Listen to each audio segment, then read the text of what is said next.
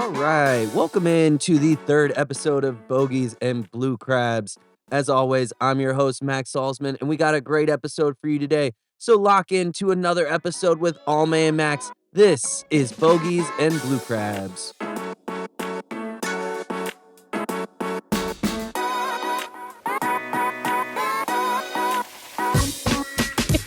Well, let's get into today's episode.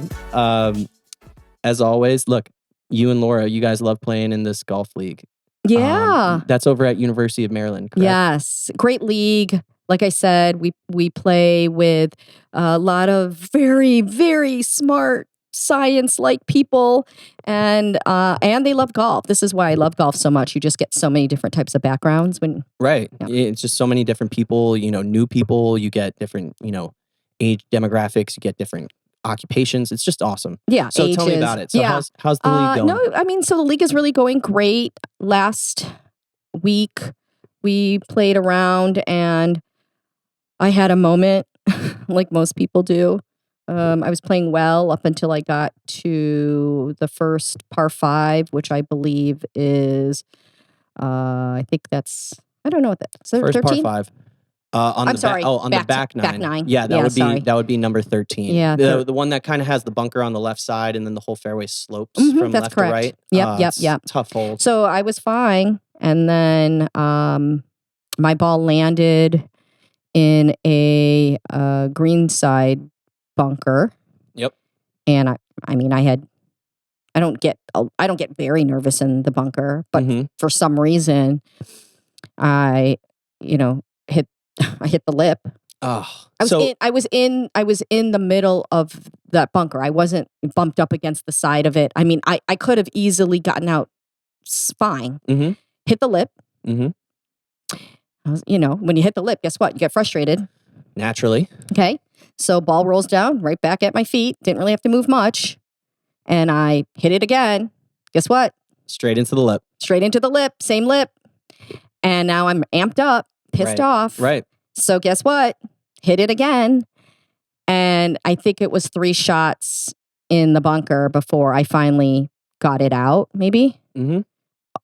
I'll just say I had to take a 10 on a par 5. I just, 1, frustration. 2, at that point, I'm like telling the opponent or the other team, like, it's double par. Like, we stop there, right? Right. Yeah, and he's like, it's totally fine. But how wonderful that that gentleman gave me some grace, because when I finally got out, I was like, do you mind if I at least try to chip and then just see what my putts are? So I could get I need to know what my putting average is. Right. So. You want to have your putting. You want to have your numbers. But let's kind of dive into what you were like in the moment. So in that moment when you're, struggling to get out of that bunker and you're frustrated and you're feeling that pressure of like, oh my goodness, your playing partner is now like, oh, here we go, right?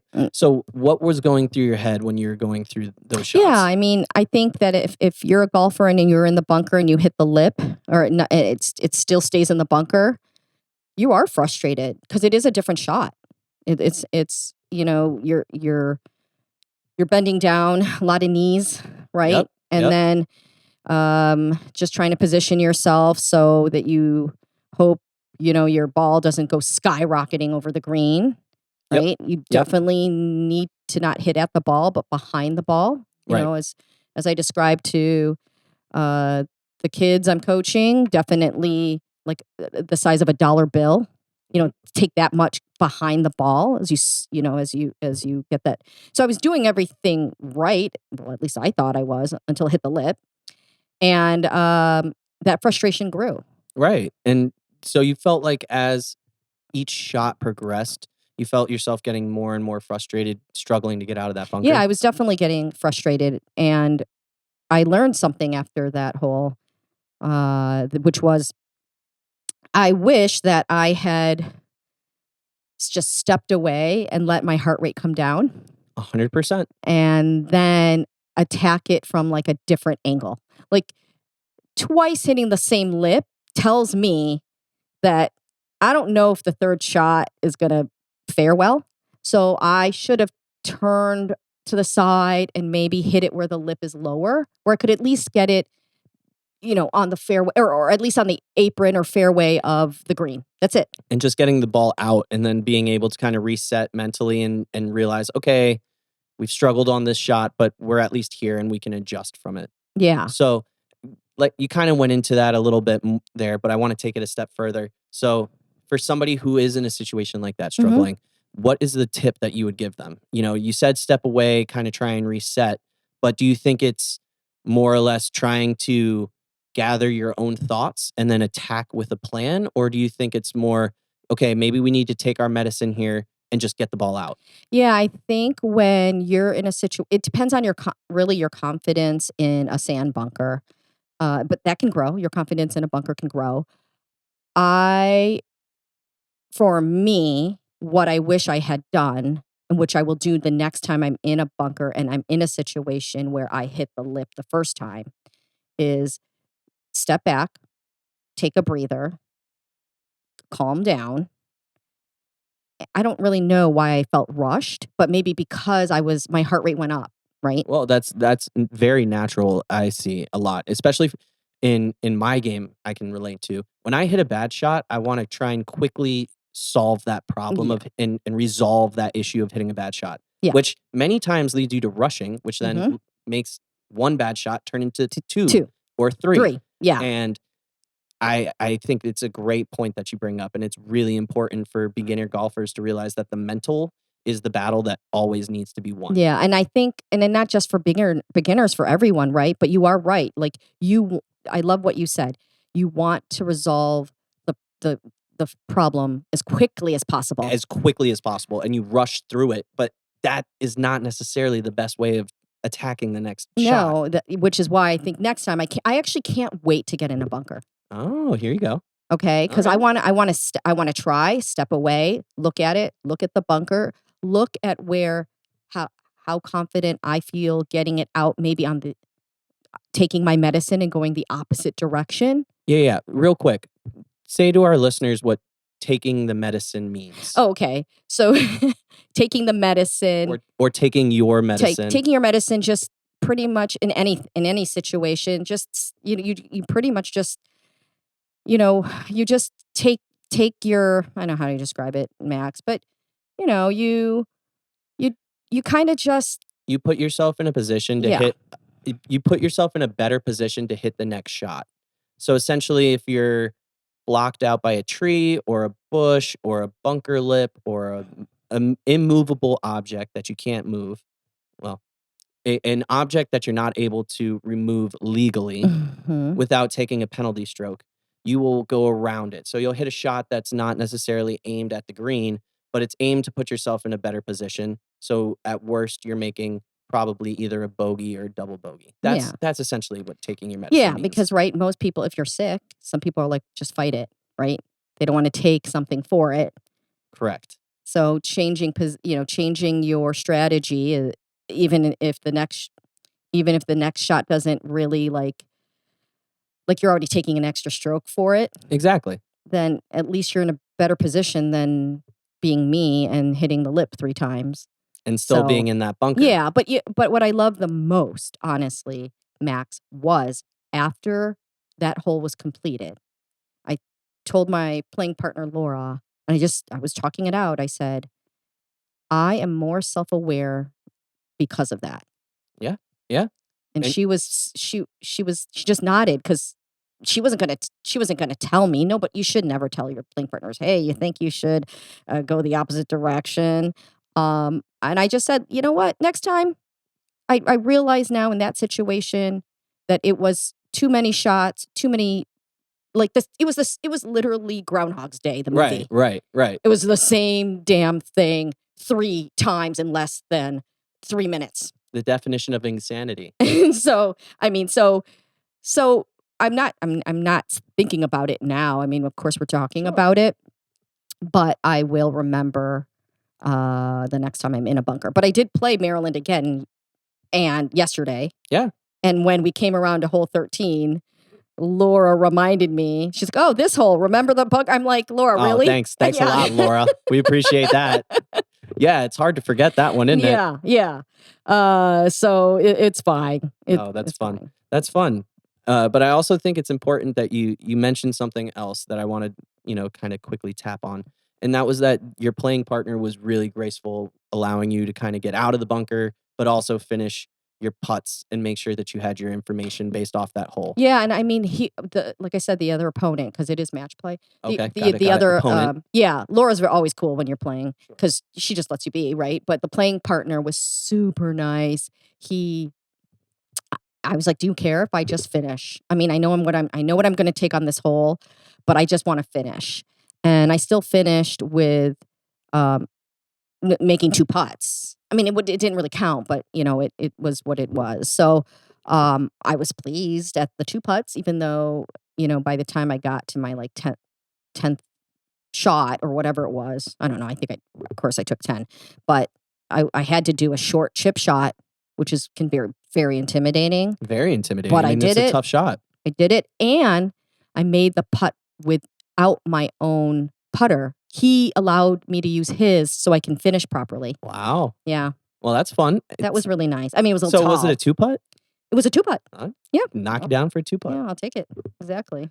Well, that sounds like a really fun league. I mean, it sounds like it's got a good mixture of like good competitiveness in it, but also Mhm. like some good grace, some good etiquette back and forth, and people Yeah. are enjoying just being out there playing. Yeah, and I mean that's what you should enjoy at league. Right. Like socializing, a little competitive play. Uh, if you're out there and you're a beginner and you can find a league that try to find a beginners league so that you can learn some things while you're playing, because there are not a lot of rules, but some leagues are social, so they're just for fun, and then some leagues are competitive, but it Have you depends. have you heard of this league that's going around? It's called Spark Golf. Yes. So I have a friend of mine that I go to school with that he plays in a Spark Golf League, and he says it's awesome. And they have different flights. So they have, like your very competitive leagues, and they'll play at certain courses. And then they also have more social leagues, and then also like beginner leagues, like you were talking about, for people who are entering the game who are a little bit better than their, normal beginner and want to actually get into the competitive side of it. I think it's a great resource. So Spark Golf, you'd say it's kind of a subscription based league. Mm. So you buy into the league, and every week they have different events at different golf courses Mhm. throughout the area. So they Yeah. can then pick what course, works for you, and it's very flexible, and you do it all online. So you sign up online, you just show up and you go and you play through there, and it's tracked through an app or a website. I can't remember, but Yeah. it seems like a really interesting new format for a league, which is really I think cool. that's great. I mean, I'll look into it. I have seen them. I've seen advertisements. I should try it just to see. I love me, but I'm a connector. I love meeting people. That's what you Right. do. You're really good at it. Thanks, Max. So, other than Maryland, have you played any other golf courses recently? Well, I mean, I played Hampshire Greens, just 9 holes. Oh, it was terrible. Oh, what happened? A lot of wind. We can talk about that. Yeah, a lot of wind, and I did not shoot well. Yep. I think I shot a 51. I played the front 9, Okay. so I shot a 51. Yep. And that's well, for me, I did not shoot well, That's okay. especially at a course I know well. Right. For the listeners there, Almay works at Hampshire Greens, so it's kind of like your home course, you would Yeah, say. so you would think I would know what the hell I'm doing. So, what was the problem? Well, like I said, a lot of wind. So I mean, that really helped a lot when it came to my drives. Sure. But on the approach coming in from the fairway in, I mean, it was just everywhere. And because I'm playing after a shift, which is closer to the evening, Yeah, that's tough. even the greens are drier. Yep. So they were fast. At Hampshire Greens run. I mean, they're very quick to start. Yeah, and usually I can get a feel after the first green what's going to be happening the next ones. No bueno. Yeah, that's okay. There's going to be days like that. So, playing in the wind, would you consider yourself to be like a high ball hitter, a low ball hitter? Well, I mean, I mean, when I feel like if you're just playing casually, you wouldn't even know what you're just hitting the ball, Of course. right? Because you're just having fun. You're like, Right. oh, the wind, it's beautiful. Oh, it's a nice day. It's a nice day, It's keeping yeah. me cool. This is great. Exactly. Competitively, or if you're playing and you're keeping score and you're taking it very seriously, it can be brutal. Right, very brutal. So, but there are techniques to hitting when it is windy. Sure. So what would you suggest to Okay, our listeners? so I on that particular day, I don't actually remember what was happening on Sunday. I just know I'm like, this is not going well. I actually almost stopped. I literally wanted to stop on the 7th hole and be like, "Peace out, guys." I don't even know who I was playing with, but it really got to me. It was one of those rounds. It was one of those One of rounds. those rounds. Wow. But I didn't. I kept going. Nice. And in the wind, and I don't know, I'm sure you'll agree with me. In the wind, your drives should be low. So you're talking to a very high ball hitter. You are. I try my best to try and flight stuff down, and playing in the wind is, for me, the toughest conditions to play in. I think I would rather play in the rain and maybe even some hail before I'd like to play in the rain, or excuse me, play in the wind. There's just something about dealing with the golf shots. It's just really hard for me. I put a lot of spin on the ball, so I lose a lot of balls left and right when it's windy. It's just really tough. So Max, do you ever think though, like, hey, maybe I should do a stinger shot from the tee box and run, have it low? So again, I try and hit the ball low, but naturally the ball just tends to climb for me. And so through my experience playing in the rain, in the wind, the best advice I can give is when it's breezy, swing easy. I like it. Just try not to take that extra step. Don't try and hit the ball as far as you normally do. Take extra club and just try and really focus on swinging smooth. That's the best advice I can get. But Yeah. also in situations and playing in the wind, you got to take the good with the bad and understand that you're not going to be perfect, because it's really tough to hit good shots in there. Yeah, I think you also need to realize if you're playing in the wind, to your tee should be a little lower. I think that's right. Yeah, because if you tee it up a little too high, you're going to go up. Yeah, it the goes ball's high. going to climb. Yeah. So if you tee a little lower, then when your ball makes impact, your club hits your ball off the tee and it's lower, it will go low. I mean, Yeah. Naturally, because you've set it down lower than you usually do. And don't get me wrong, I would also say in those situations, I think it's very beneficial for people to use their irons. So when I use my woods, or if I use my hybrids, many times when it's windy, that ball will have a lot of spin on it, and the wind will be able to kill it. So it won't travel as far. Whereas with an iron, your ball tends to have a bit more of a penetrating ball flight. So even if you're coming in on the breeze, it should have a little bit of a tighter draw or a tighter ball flight, which tends to keep it lower than, say, like a wood or a hybrid would. Yeah. So question for you, Max. When it's windy and you're on the putting green, do you wait till the breeze stops? I do. I tend to be a little bit particular about when I like to putt, but the biggest thing for me is I don't like to get out of my routine. I have a very specific routine that I like to stay in, especially when it comes to putting, because putting is so mental. But again, when dealing with wind, it's really hard to keep the ball on your line, and it's really hard to get speed right. So understanding that you can hit a really good putt and it's not going to go in, and be okay with that, has been a big mental breakthrough for me. Oh, great. Yeah. I mean, depends. We don't get a lot of windy days here, but if that's the day your tee time is, like, It's tough. You really do need to prep for those conditions. Yeah, and But like I see, but just like I said earlier, social league. I mean, who cares? oh, totally. But I also think that when it's windy, it does provide some opportunities for you to hit shots that you might not normally hit. Okay, So, like what? for example, a couple of weeks ago, during one of the PGA events, Colin Morikawa hit a shot that I hadn't seen hit in professional golf in a long time.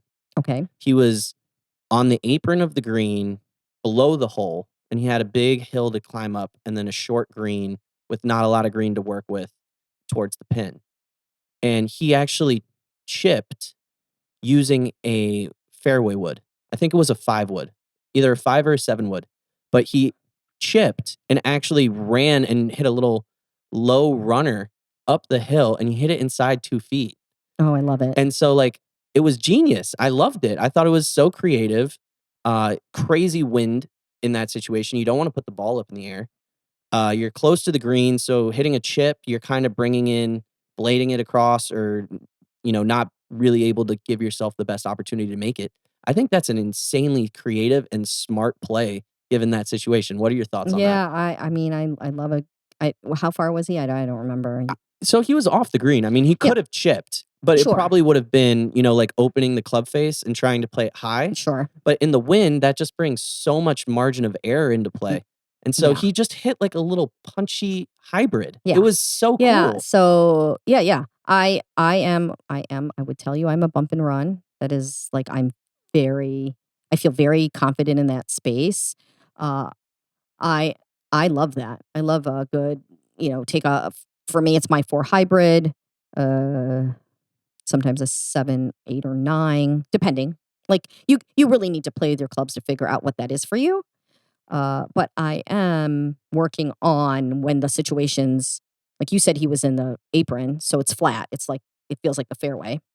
But if you're in the grass, like in the high grass, that shot would not work. No, it's not going to work. No, You have to keep it in the short grass to give yourself the ability to really get let it behind the roll. ball. Yeah, exactly. Yeah, Exactly. Yeah. So and all those guys, even when they're in the high grass and they're just chipping it onto the green, they can all do that. In They're short so distances. good. Yeah. But I just thought it was such a creative shot. I've seen people, like amateurs, hit that shot all the time. People who can't really chip. Mhm. I see them hit that shot all the time, but That's I've never me. seen the pros really do that Yeah. before. Well, I think it's great. I feel like whatever gets you there, whatever has worked for you in the past, why not? Yeah, you're totally right. Yeah. So I had a very interesting experience at the last golf course that I played at that I want to talk to you about. Okay. Let's do it.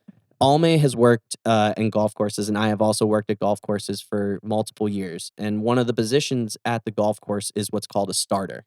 So the starter is in charge of making sure that everybody who checks in the pro shop brings a receipt and is with their correct tee time, and kind of is your last check with the clubhouse before you go off to play. So this golf course that we played was called Queenstown Harbor. One of my most favorite golf courses to play in Maryland. It's beautiful. It's right on the Chester River. It's about 45 minutes away. It's great. It's got a great atmosphere, great facilities, really well run. But we had an experience the last time that was interesting. I've never experienced something like this before. So our tee time was 11:10, and we hit balls. They have a beautiful new driving range facility with top tracer on each bay. Gorgeous. Worth every penny if you get the chance to use it. It'll tell you all your distances, numbers. It's really a useful facility. But we were going out, it was about 10:58. So we're, heading over to check in, and there's a backup on the first tee box that I wasn't expecting, where there was a group of 4 that were on the tee teeing off. And then there was a single who was talking with the starter. And then there was us, who was a group of 4. And so what ended up happening was there was a group of 3 that had been paired up with a single. And there was 4s all day. It was a gorgeous day. They had 4s backed up all the way until about 11:30, 12 o'clock. And this guy didn't want to let the single go off, the starter. He was saying, "Oh, sir, we don't usually let singles go by themselves. We have another tee time on a separate course. They have 2 courses there, the river and the lake." He said, "We have a group of 3 who are waiting on a single. You can go join them at 11:36. What had happened was the starter had a group of 4 at 10:30 cancel, and he had the group of 3 take their spot. But that left the single at 11 o'clock, who did nothing wrong, who was there on time, high and dry. He was by himself. And basically what ended up happening was the single told them, tough rocks. Like, I'm here on time to play the course that I signed up for.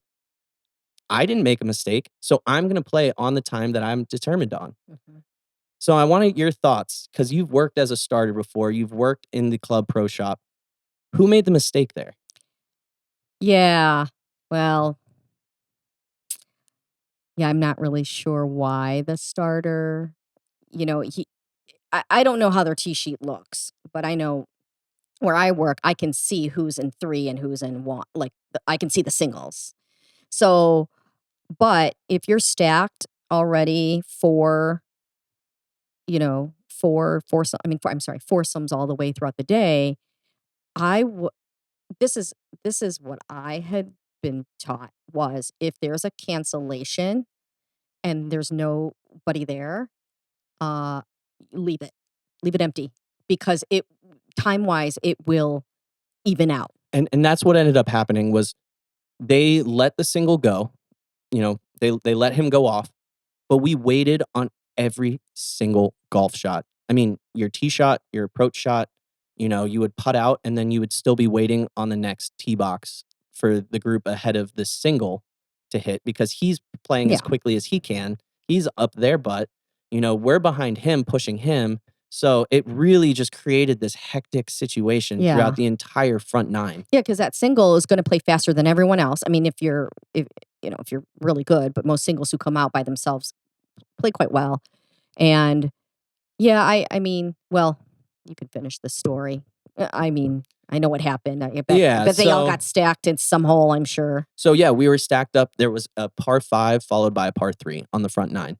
And there ended up being this was the first time I've ever seen this on a golf course. 6 groups between 2 holes because there was just nowhere for anybody to go. There's nowhere for the group ahead of them to go because there's a 4 ahead of them. There's nowhere for the single to go because he's now pushing them.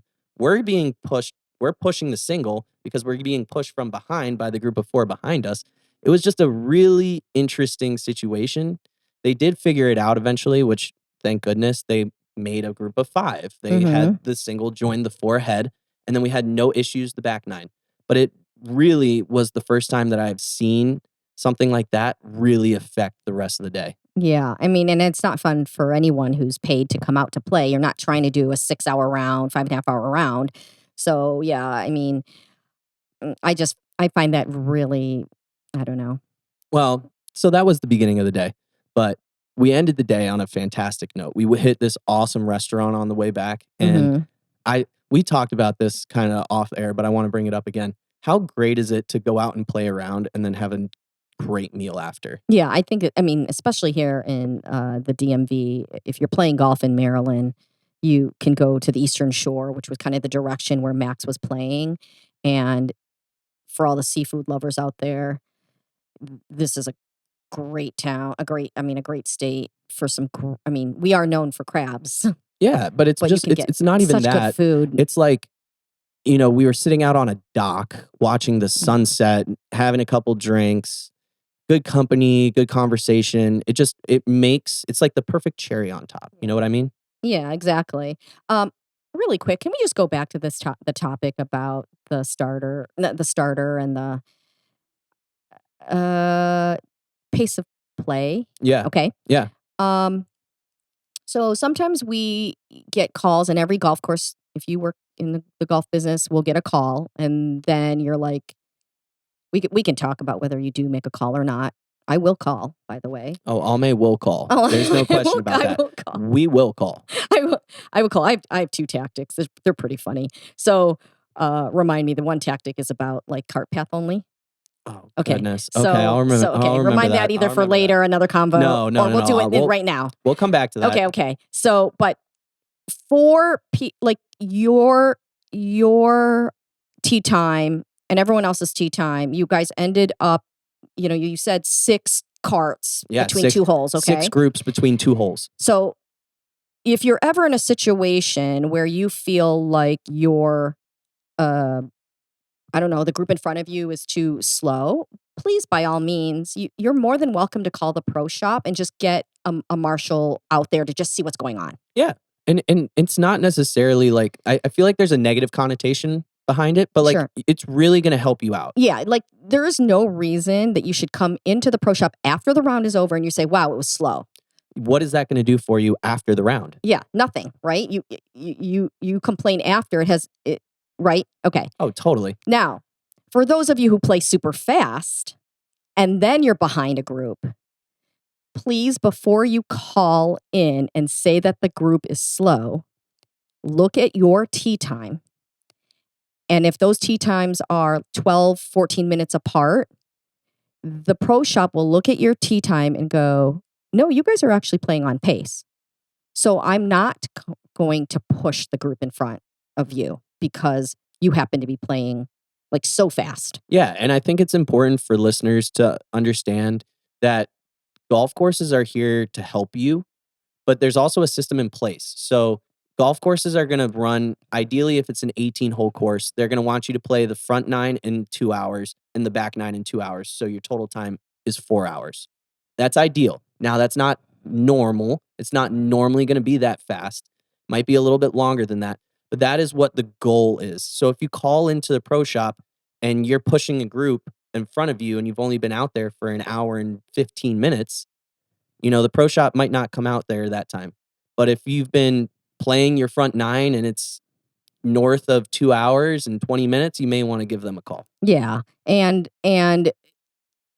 like Max said, golf courses, they've done their math. They know how long it takes to play these holes. They know exactly how much time it takes to start and finish and how much time there is between holes. And some of your scorecards, no one really looks at their scorecards, but some of them have a time there. They'll tell you 15 minutes, 34-minute mark, whatever, 40-something minute mark. You'll see it there, or you'll see it, sometimes it's on, some courses have digital clocks. They kind of tell you. Yeah. At Queenstown, on your cart, they have a little clock on it that says you're either ahead of pace of play, or you're on pace of play, or you're behind pace of play, and how long you're behind pace of play. Yeah.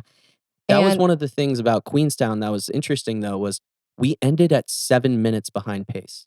That's it.